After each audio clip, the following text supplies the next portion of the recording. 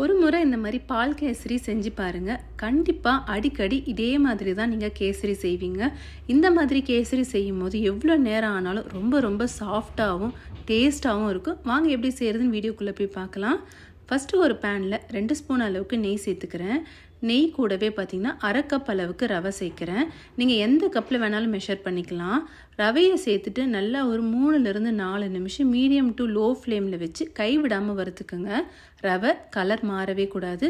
அதே போல் நல்ல வாசனை வரும். அது வரைக்கும் கைவிடாமல் வறுத்து விட்டுக்கலாம். ரவை நல்லா வறுபட்டதுக்கப்புறம் எந்த கப்பில் ரவை மெஷர் பண்ணணும் அதில் 2 கப் அளவுக்கு நல்லா கொதிக்கிற பால் சேர்க்க போகிறேன். பால் நல்லா கொதிச்சு இருக்கணும். ஆறுன பால் சேர்க்கவே கூடாது. அதே போல் தண்ணியும் சேர்க்காதீங்க. 1/2 கப் ரவைக்கு 2 கப் போல் பால் சேர்த்து அதில் நல்லா ரவையை வேக வச்சு செய்யும் போது அந்த கேசரியோட டேஸ்ட்டே அட்டகாசமாக இருக்கும். அதே போல் இந்த கேசரிக்கு அதிகமான நெய்யும் தேவைப்படாது. இப்போ இந்த பால் சேர்த்ததுக்கப்புறம் நல்லா ரவை வெந்து வரணும். நீங்கள் ஒரு 3 நிமிஷம் நல்லா கைவிடாமல் கலந்ததுக்கப்புறம் கொஞ்சமாக செக் பண்ணி பாருங்கள் ரவை வெந்திருக்கா இல்லையான்னு. இந்த மாதிரி பார்க்கும்போது ரவை கொஞ்சம் நரன்னு இருந்ததுன்னா இன்னும் ஒரு 5 நிமிஷம் போல் நல்லா கலரி கொடுத்துக்கலாம். நான் மொத்தமாக ஒரு 7 நிமிஷம் போல் நல்லா வேக வச்சு எடுத்துக்கிறேன். ரவை நல்லா வெந்ததுக்கப்புறம் தான் நம்ம சர்க்கரை சேர்க்கணும். பார்த்திங்கன்னா நல்லா இறுகி இந்த மாதிரி டைட்டாகிடும். இந்த ஸ்டேஜில் 1 கப் போல் சர்க்கரை சேர்க்குறேன். உங்களுக்கு நல்ல ஸ்வீட்டாக சாப்பிடுவீங்கன்னா 1 கப் அளவு சேர்த்துக்கலாம். இல்லை உங்களுக்கு மீடியம் ஸ்வீட் தான் வேணும்னா 3/4 கப் அளவு சர்க்கரை சேர்த்திங்கனாலே கரெக்டாக இருக்கும். ஏன்னா பால் சேர்த்துருக்கிறதால உங்களுக்கு ரொம்ப தித்திப்பாக தெரியும். அதனால் நீங்கள் உங்களுக்கு அளவு எப்படி வேணுமோ அந்த அளவுக்கு சர்க்கரை சேர்த்துக்கோங்க. சர்க்கரை சேர்த்ததுக்கப்புறம் நல்லா இலகி வரும். இலகி வந்ததுக்கப்புறம் நல்லா இந்த மாதிரி கைவிடாமல் கலரும் போது கட்டி தட்டாமல் ரொம்ப ஸ்மூத்தாக இருக்கும். இந்த மாதிரி ஸ்டேஜில் நான் கொஞ்சமாக ஃபுட் கலர் சேர்க்குறேன். இது கம்ப்ளீட்டாக ஆப்ஷனல் தாங்க.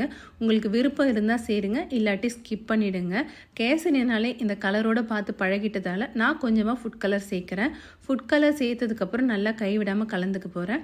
யூஸ்வலாக ஃபுட் கலர் பார்த்திங்கன்னா நல்லா இந்த சர்க்கரை இலகி இருக்குமோ சேர்த்திங்கன்னா நல்லா மிக்ஸாக இருக்கும், ஈவனாக கலர் கிடைக்கும். ஃபுட் கலர் சேர்த்துட்டு நல்லா ஒரு 5 நிமிஷம் போல் லோ மீடியம் ஃப்ளேமில் கலந்து விட்டுக்கிறேன். இப்போ ஒரு ஸ்பூன் அளவுக்கு நெய் சேர்க்குறேன். இது ஆப்ஷனல் தான், உங்களுக்கு வேணும்னா சேர்க்கலாம், இல்லாட்டி ஸ்கிப் பண்ணிவிடுங்க. மொத்தமாகவே நெய் பார்த்திங்கன்னா ஒரு 3லேருந்து 4 ஸ்பூன் அளவுக்கு மட்டும்தான் நான் சேர்த்துருக்கேன். நெய் வேணான்றவங்க கம்ப்ளீட்டாக ஸ்கிப் பண்ணிக்கலாம். ஒரு கரண்டி எடுத்து நல்லா இந்த மாதிரி அள்ளி பாருங்கள். ரொம்பவும் கெட்டியாகிற அளவுக்கு நம்ம சுண்ட வைக்க வேண்டாம். இந்த அளவுக்கு இருந்தால் கரெக்டாக இருக்கும். இப்போ இந்த ஸ்டேஜில் நெய்யில் வறுத்த முந்திரியும் ஏலக்காவும் சேர்க்குறேன். இதுவும் ஆப்ஷனல் தான், வேண்டான்றவங்க ஸ்கிப் பண்ணிவிடுங்க. இப்போ நான் ஆஃப் பண்ணுற ஸ்டேஜ் எப்படி இருக்குன்னு காட்டுறேன் பாருங்கள். நீங்கள் இந்த மாதிரி கலரி கொடுத்தீங்கன்னா பேனில் ஒட்டாமல் சுருண்டு மடிப்பாக வரணும். இந்த ஸ்டேஜில் நீங்கள் கேஸ் ஆஃப் பண்ணிட்டீங்கன்னா உங்கள் கேசரி ரொம்ப ரொம்ப சாஃப்டாக இருக்கும். அதே போல் பால்லே வேக வச்சு நம்ம செய்கிறதால இந்த கேசரி மட்டும் நீங்கள் எவ்வளோ நேரம் வச்சிங்கனாலும் இறுகி போகாமல் இருக்கும். ரொம்ப ரொம்ப சாஃப்டாக இருக்கும். கண்டிப்பாக ஒரு முறை ட்ரை பண்ணி பார்த்துட்டு உங்கள் ஃபீட்பேக் என்னோட ஷேர் பண்ணிக்கோங்க. மறக்காமல் சேனலை சப்ஸ்கிரைப் பண்ணிக்கோங்க.